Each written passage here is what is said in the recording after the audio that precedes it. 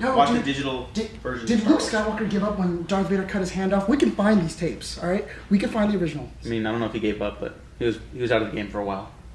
Still got in. So what are you guys trying to look for? The theatrical versions of Star Wars.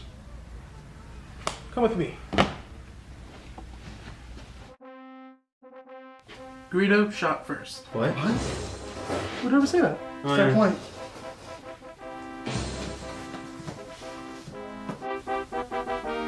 Oh my god.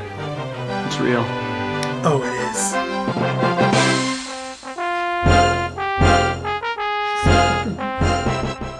So, Renee, thanks for letting me borrow the original theatrical cuts of Star Wars. No problem. Yeah, man. I kind of had to trek all over for that. Did you? Yeah, it's the long story. Oh, really? It would probably take about like 3 separate review episodes to talk about. Really? Yeah. But anyways, so I was talking about Revenge of the Sith right now. Mm-hmm. And so why don't we just talk about Star Wars A New Hope, or do you just like to call it Star Wars? I always like to call it New Hope. I mean, I saw it when that was one of the first Star Wars movies I saw as a kid, you know. So I know it as, when I was younger, maybe I would call it the Star Wars and then Empire and the Return of the Jedi. But now I'm older, you know, it's New Hope and, you know, and so on and so forth. So. Alright, well, is it your favorite? Because I know some people actually prefer New Hope over Empire Strikes Back. Well, I can see why. I mean, Empire is, you know, I mean, in other people's opinions, I mean, it's a better story, you know. But I like New Hope a little bit more because it's essentially the first one, you know? Yeah. It's the one that got you into it. It's the one that started everything. I could watch Empire in like a marathon viewing, and it's probably the one I've seen the most, but New Hope, if we're gonna call it that, is the one that makes me like happy after watching Empire. It's happy. Like, it's a happy film. yeah, you're happy when you watch it because it's so good, but Yeah. you don't feel good coming out of it because that is like one of the definitive hero losses in movie history. Definitely. And, yeah, I mean it's fun, and the big hoorah moments, you know, like probably the modern equivalent of that's like the first Avengers. You know, I mean, Definitely. there's no moment in cinema otherwise that's like the equivalent of Han Solo swooping in and saving Luke. Yeah. And the great moment when the Death Star blows up and everyone's just geeking out, like, oh man. Not to mention, I would Han shot first. Yeah, Han didn't shoot first, especially. That's why we tracked down these DVDs. But I would kill to watch the theatrical cuts on the big screen again. Because I considered watching the marathon viewings, even with the prequels, because I have been watching the prequels to prep for this. I didn't want to pay for the 3 bad movies, and I didn't want to pay for the special edition movies. No, you So don't. maybe in some distant future we'll be able to watch them. But for now, I am very glad that we're allowed to watch the original theatrical cuts in some manifestation. Yeah, definitely.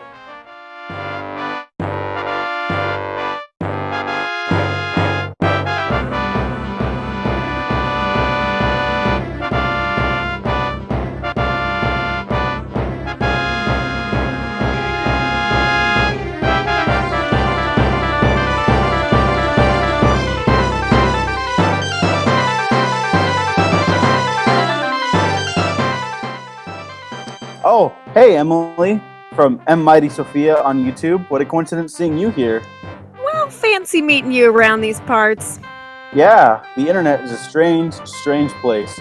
A strange place I couldn't find the theatrical version of Star Wars.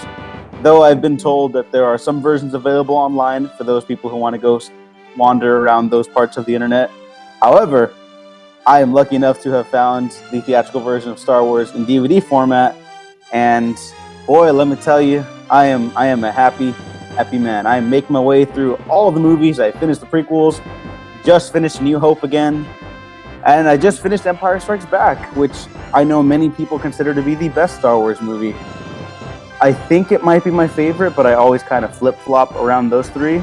Emily, what are your thoughts on Empire Strikes Back?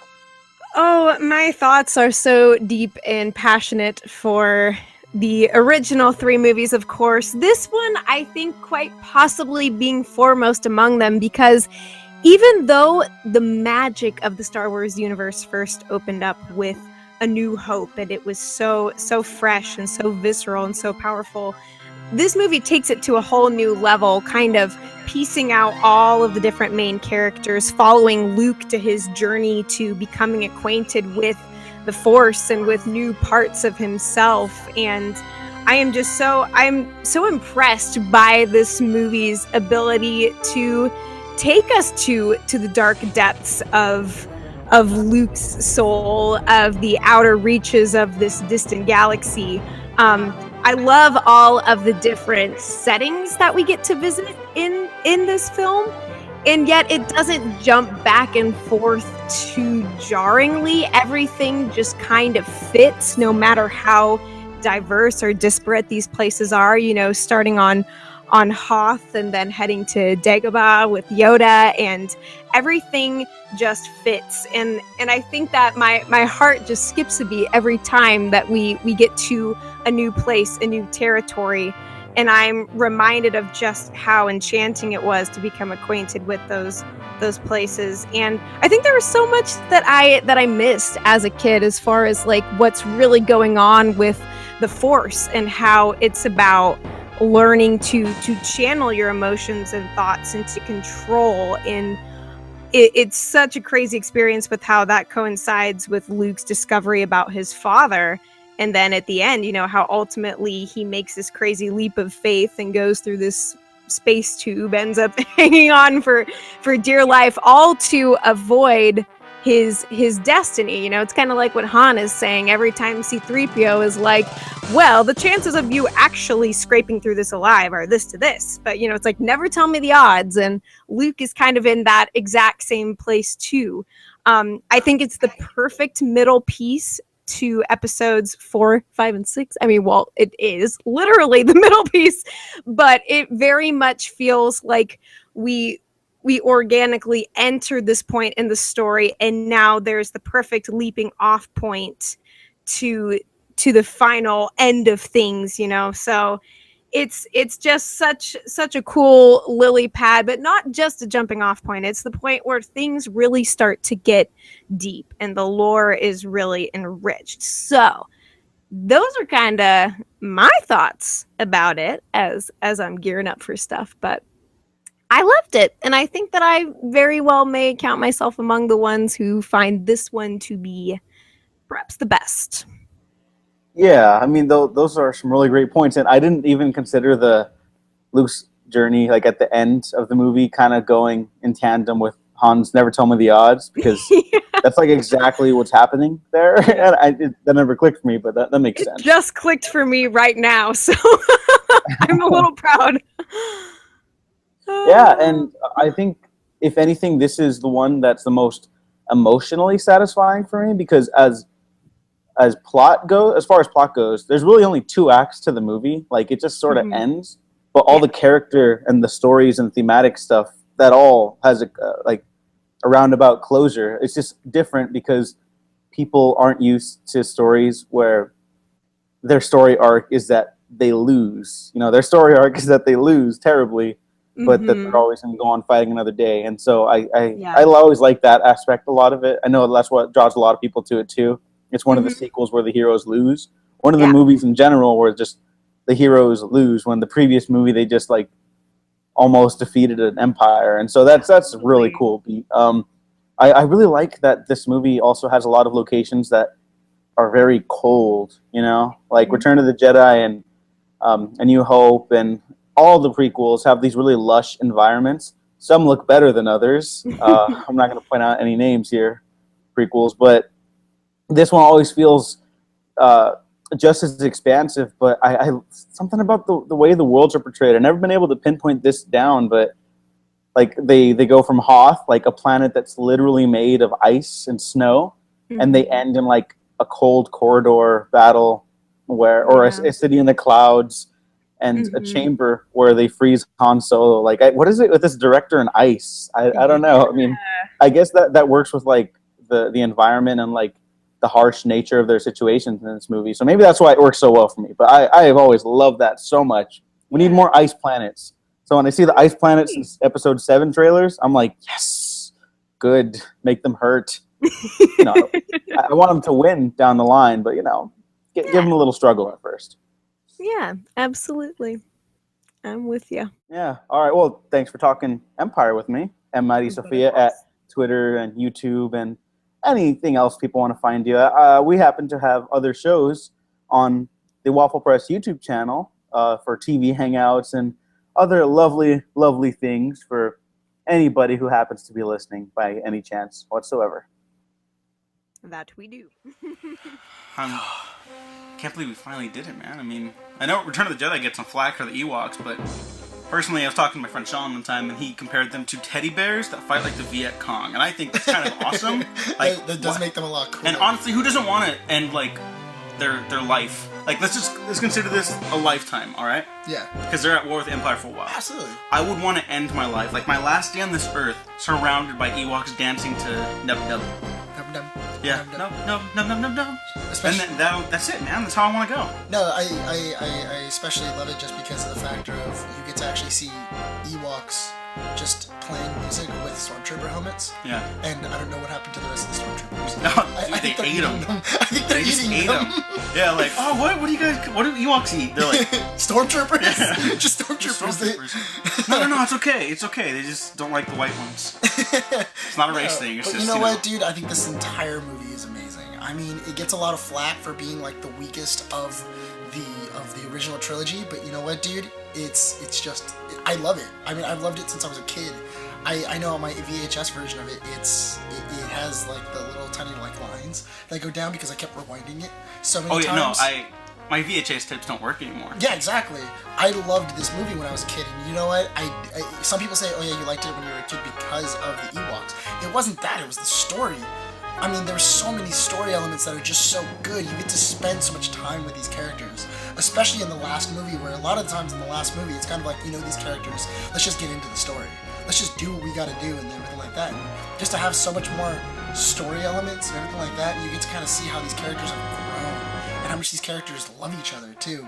I mean, just that moment with Han and Leia when she's standing over, when he's standing over her, and then like you see the two stormtroopers behind them, and then he's like, kind of like, I guess we're dead, and then she pulls a blaster out, and he's like, I love you. She goes, I know. It's the perfect and reversal. Then he from what moves, happened and then she previously. just shoots them, and I'm like, oh my god, that's amazing. That is. Also, I want amazing. to call out the Princess Leia slave bikini thing because the way it's used in pop culture is a little weird. That the slave Leia is the most popular toy, but in the movie, I think it works because like Jabba tries to objectify her with that, right? Yeah, he does. And then she kills him with the very chains that he tried to hold. I actually think that's great. I actually think that costume should be more empowering than it is kind of like demeaning. Like, yes, the name is kind of like that, but that is what it like, was. Yeah, that's like if it was Slave Luke, people would be like, "Oh, it's kind of weird." It's a little weird. Yeah? But the thing is that it's one of those ideas of like, oh my gosh, like she was a slave, he was trying to make her his slave. And then she made him and then she just kills him. And it's like, that is amazing. And I love it. I love it so much. I will say that actually my favorite part of this movie. Well, first of all, this might be my favorite of the trilogy to watch, like at any point. And we all know Empire is pretty much a perfect movie. The first Star Wars has perfect editing. There's nothing wrong with the editing in that movie. I think the first one it can get a little slow. I still disagree. I personally think it can get a little slow. Empire, a little bit of a downer. Oh yeah, no, that's the thing about Empire. It's getting a downer. No, like the ultimate one. It's a great movie. It's just like you're kind of going like, wow, okay. I think the only problem, and I'm so happy we were able to watch this on the original version because I just can't take Jabba's palace. I actually skipped that part. Oh, the singing. The singing dude. I can't. I can't. So like awkward. Like I don't know where it comes in, and I don't know where like Lucas was like, this is a good idea. People will love this. Yeah, the idea is good. It's like with all the stuff with the prequels, like a lot of the ideas are really interesting, but the music in Jabba's palace originally is fine. Yeah, I honestly like it, and it gives you like the original Jabba's palace, like we just heard. It gives like the tone, and it doesn't turn it into a very goofy like centerpiece. And you're like a musical. Yeah, and it very much takes wrong with musicals, and it very much takes you out of the movie because you're just kind of going like, what the hell just happened? And then it goes back to, oh yeah, like this is Luke, like, oh yeah, Luke Skywalker and them, they're all captured. Oh, right. But I will just say that I do think this is the most fun of the trilogy. I mean, the second act is pretty much just everyone waiting for Act 3 to start. but I like these characters so much. I don't mind just seeing them spend time together. Like, I just think of the banter and the interactions everyone has with each other, the interplay. Like, right away when Han Solo is rescued, or his like third failed rescue in the opening, and then he asks Luke like, "Oh, how we doing?" He's like, "Same as usual. That bad, huh?" Like, I like the repertoire, and you kind of, and not only that, but also you really do feel the fact that people, like, these characters know each other. They know each other. They love each other. They're there for each other, and they would kind of do anything for each other, and everything else. Not only that, but also I love Lando. Like, Lando is great. I just love Lando in this movie. Just like, even with his like smaller moments, and not only that, but also you can kind of like, just on the Battle of the Death Star moment where where he's like, all right, go ahead and take the Millennium Falcon. You know, it's the fastest one in the fleet. You guys are gonna need it, and everything like that. And he goes, I got it. Don't worry about it. And he goes, you're not gonna put a scratch on it, right? And he goes, not a scratch. And then that's when the little satellite comes off. That was close. And I love that, because I honestly, back when I saw Lando show up and everything like that, I always wanted to see past the party, just for him to go like, all right, cool, here's the Falcon. Where the hell did the satellite go? Yeah. By the way. Oh, did I not mention that? Oh, buddy, I thought you'd be drunker by now. Huh. Like, I would imagine it kind of being like if you borrowed your parents' car and then you dinged it and everything like that, and you're just like, oh man, I'm so dead. Like, I love that moment, and I love like the little tiny things that they put in, because to be totally honest, you didn't have to have like the little thing pop off. That's just a great little part where it's like, yeah, he promised Han you wouldn't get a damn scratch on it, and you know, he happened to break off the satellite. Yeah, this movie has more issues than the previous two, and as much as I love it, I can admit that, but there's nothing wrong with the Vader, Palpatine, and Luke scenes. Those are perfect scenes. Absolutely. And it's the perfect conflict to end Luke's trilogy arc on, because in the first movie, he's gung-ho. Gung-ho, yeah, absolutely. Whatever. Star-ho. He's a Star-ho. He's Star-ho. There you go. And he is just heading on straight into the fight, because he knows he wants to fight for good, but he's still a little too headstrong in an empire that bites him in the ass, because Vader chops off his hand and goes, by the way, I'm your dad. And so, you know, that's like a lowest of low. Absolutely. And then now, in this movie, he just decides, he realizes, I shouldn't say decide, he learns that sometimes a physical confrontation isn't always how you win a fight. And how he wins is basically with, you know... diplomacy, actually. Yeah, diplomacy, love. He very much... The good. Yeah, the good side of the He very force. much defeats the Empire with talking. Like, yeah. he talks a lot, and he just, like, he convinces Darth Vader to change sides, and it's like, hey, he's got a point. Like, it's like that episode of Buffy when Xander saves the world just by talking to Willow. Yeah. Spoilers, I guess, for an old show. Yeah, but that's the thing, though, is I really do appreciate it, and I love the cinematography of that. I love how they use the light and the dark and, like, the shadows and everything like that, especially that scene where Darth Vader is actually just mocking Luke, and he's telling him, like, you can't protect anybody, all your friends are gonna die, and if you don't join me, maybe your sister will.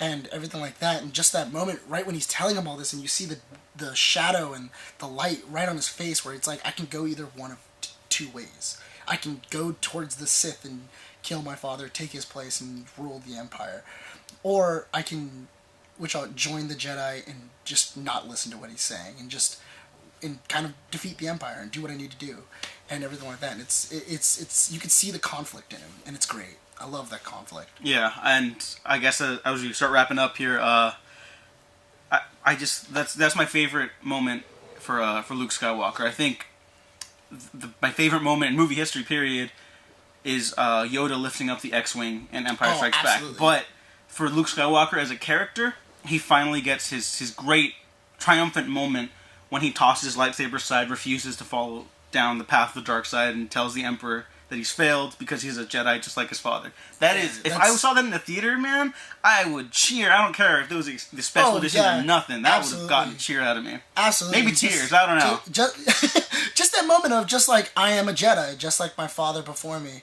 And that makes the prequels even better. That line's so good. I love that. I love that line. I just love his reaction to the Emperor, and I love the fact that he does exactly what Yoda tells him, where he's like, you can't fear. And it's one of those things of like, I no longer fear anything. I don't fear you. I don't fear my father. I am a Jedi, and I stand before you, and everything like that. And that's one of the greatest things I can see. I love it so much. And Yeah, man. It's just a great movie, a great ending to a great saga, and not only that, but yeah. also I do love the final ending where it's where Luke is like he's happy, he's with his friends, they're having the party on Endor, and then you get to see Obi-Wan, Anakin, and Yoda just like all kind of there. The real Anakin. Hayden Christensen should not be Hayden Christensen because that's when he was his most evil. Doesn't make any sense. It doesn't make sense why did he get a young body and Yeah. Obi-Wan, you know what, in all honesty, if it would have made a lot more sense if like Ewan McGregor would have been there as well, but also like if they would have changed both of them, I guess, been but like why is it them when they're younger anyways? Yeah, there's everything wrong with that. Yeah, it doesn't make any sense. Yeah. But I think that I think that would have probably made a little more sense if they would have made everyone young and everything like that. And it's kind and of Yoda like, just looks the same. And Yoda's just like, been I'm a puppet. Like, he's like Morgan Freeman. He's like Morgan Freeman's gonna look like that in 900 years. He's gonna look the same, not like Yoda. Excuse me. Yeah, and I really do love. I love that scene where they all look on Luke and with just such pride, and they were like, yeah, you've truly become a Jedi. You truly are the last Jedi. Go on, teach more people, bring balance to the Force and everything like that. And I think that's one of like the best moments of the prequels, where it's just very much like, I mean, not the prequels. Oh Jesus! Of the wrong movies, man. Of the everything else, and I think that's exactly how you end that saga of Luke's journey, and I really can't wait to see where he is, where he's been. Well, our movie starts in about 30 minutes, so we should probably head off and go do that. Yeah. Is that what my phone was? Was it Fandango? That was Fandango. I think it was Fandango. All right, so. we gotta go. Let's do this.